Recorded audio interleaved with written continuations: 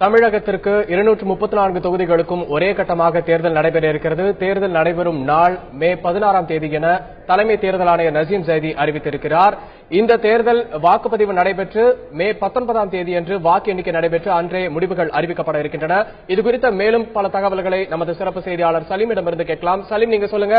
இப்ப தமிழ்நாட்டுக்கு மே 16ஆம் தேதி தேர்தல் அப்படின்னு சொல்லியிருக்காங்க. இதே போல மற்ற மாநிலங்களுக்கு என்னென்ன தேதியில சொல்லியிருக்காங்க? இதோட கூடுதல் விவரங்களை சொல்லுங்க. பொறுத்தவரை நீங்க சொன்ன மாதிரி ஒரே நாள் அன்னைக்கு நம்ம போய் ஓட்டு போட வேண்டி வரும். 2 நாள் அன்னைக்கு தேவையில்லை அப்படின்னு சொல்லிட்டாங்க. ஒரே நாள்ல தேர்தல் நடக்கும். நீங்க சொன்ன மாதிரி வாக்கு எண்ணிக்கை 19ஆம் தேதி அன்றே முடிவுகள் தெரிய வரும். வேட்புமனு தாக்கல் எண்ணிக்கை அப்படின்னு சொல்லி நாம பார்த்தோம்னா 29 ஏப்ரல். வேட்புமனு தாக்கல் 29 ஏப்ரல். சரிபார்ப்பு அதுக்கு மறுநாளே 30ஆம் தேதி 30 ஏப்ரல். வேட்புமனு திரும்ப பெறுதல் 2 மே மாசம் 2ஆம் தேதி. தேர்தல் 16 மே 16 மே. முடிவுகள் 19 மே அப்படின்னு சொல்லி அறிவிச்சிருக்காங்க. இது சம்பந்தப்பட்ட அறிவிப்புகளும் ஏப்ரல் 27ஆம் தேதி மறுபடியும் தேர்தல் ஆணையத்தில் வெளியிடுவாங்க. இது தமிழகத்தை பொறுத்தவரை.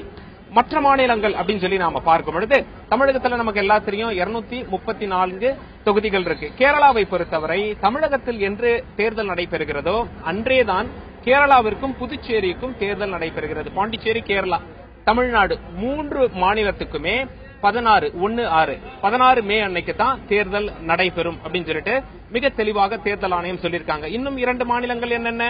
மேற்கு வங்கம் அப்படின்னு சொல்லி பார்க்கும் பொழுது பதற்றமான தொகுதிகள் அதிகம் இருக்கும் மாநிலம் அது. மாவோயிஸ்டுகள் வேற சவால் விடுக்கிறாங்க, முடிஞ்சா தேர்தல் நடத்தி பாருங்க அப்படின்னு சொல்லி ஒரு சில தொகுதிகள் எல்லாம். அதனால 6 கட்டமாக மேற்கு வங்கத்தில் தேர்தல் நடைபெறும். மேற்கு வங்கம், அசாம் பொறுத்தவரை ஏப்ரல் 4ஆம் தேதியே வாக்குப்பதிவு ஆரம்பிக்குது. அசாம் 2 கட்டமாக தேர்தல் நடைபெறும். அங்கேயும் சில பதட்டமான வாக்குச்சாவடிகள் இருக்கிறது.